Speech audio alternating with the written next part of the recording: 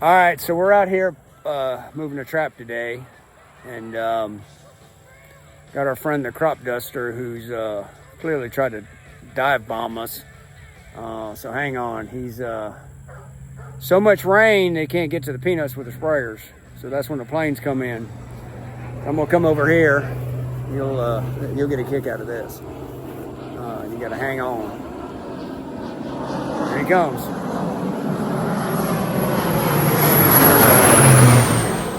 Here we go. Making the pass.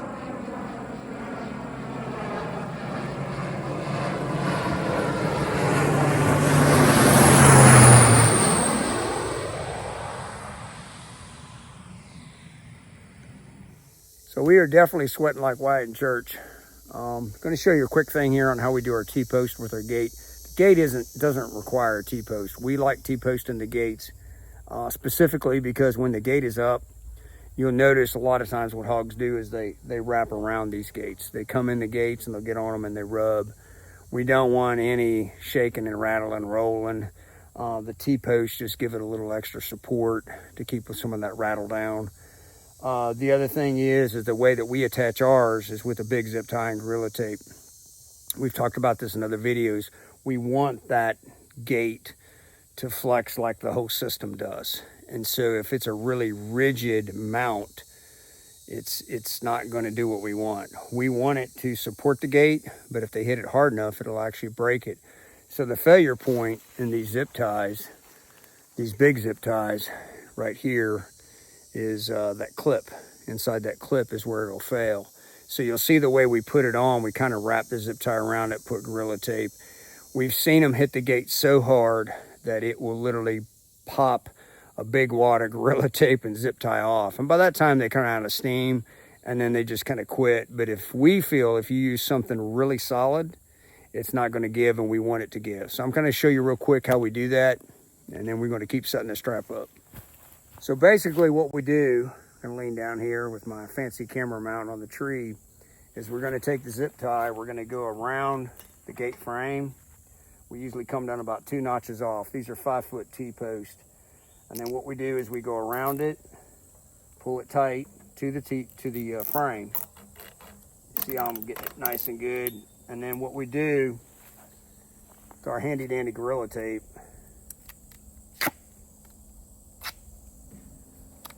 we're not going to go this way with it. We're going to wrap it around backwards.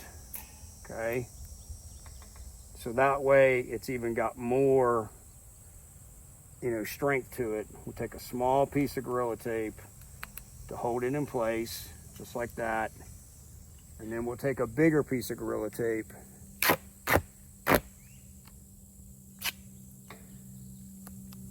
and we just do a couple wraps.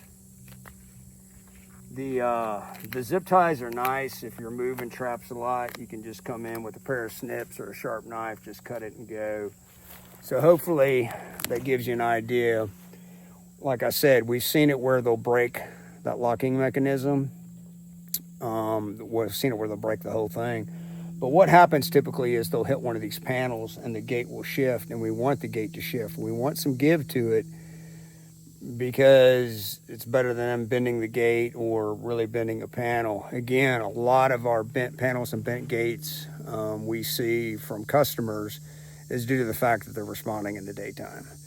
We've proven with our videos, 99.9% of the time hogs are pretty calm in the evening, dark hours. So we're going to keep setting this thing up, and we're going to keep sweating like Wyatt in church. All right, so as you can see, we are definitely sweating like 2 Wyatts in church. You can trap hogs in hot weather, you're just gonna sweat. That's just what you gotta accept. You don't even wanna look at my pants. Looks like well, you get the idea. So basically the reason we had to move this trap, first off, we're deer hunters. We're meat hunters, we're not horn hunters or bow hunters. Deer season greatly affects trapping. Like, you can't wrap your head around how bad deer season affects trapping. So it's not negative towards deer hunters, it's just, it is what it is. So on farms, a lot of times our farmers border lands that are just strictly for hunting, and we don't trap them. Even if we try to go talk to them and say, hey, you know, you've got unprotected feeders, meaning feeders that need to be wrapped so hogs can get to them, they're not going to wrap them. They're just not. Hunting properties, it's our requirement. We won't trap your property unless your feeders are wrapped.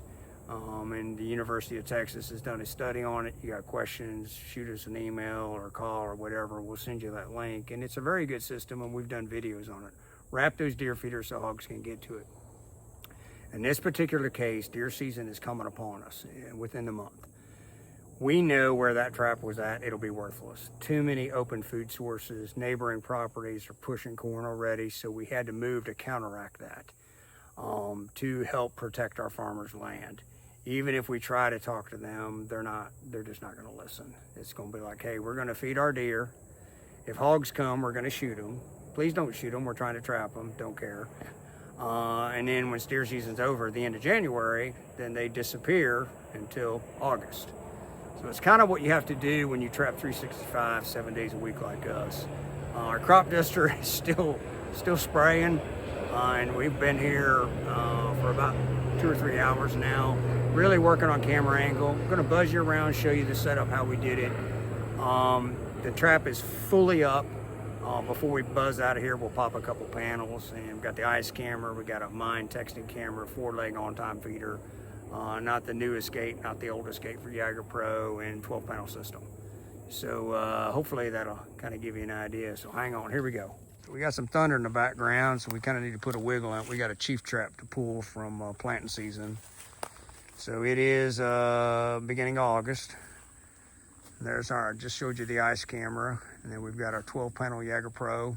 A little different here with the tree right in the middle, but we've done that a lot. It does block our vision, but the hogs kind of like it. It kind of breaks up that, kind of makes it look like it's more natural. And then you can kind of look down. That's how the ice camera is going to see it. And we just went through and took a little brush saw, and you want to trim all this brush down. If you don't, when that IR flashes off, that's all you're going to see. So we've got 4-legged on-time feeder, like I said, and then up there we've got the mine texting camera, and there you go. So hopefully that video gives you kind of an idea. You know, you have to understand the migratory nature of hogs. They are a nomad creature. They have no home range. So they're constantly moving and counteracting what's going on. And so deer season brings a lot of food into the game. So we have to counteract that. Are we necessarily thinking we're gonna trap hogs here in the next month, 2 months? No, we're not. What we're setting up for is these boys over here are probably gonna shoot at hogs, and they're gonna come over here and go, hey, this is a safer place. And then we're just gonna let them have big time. And then as soon as January 31st ends, most deer hunters stop feeding and they disappear and they go back to wherever deer hunters go. And then it's on like Donkey Kong for us. And then the push is from January 31st.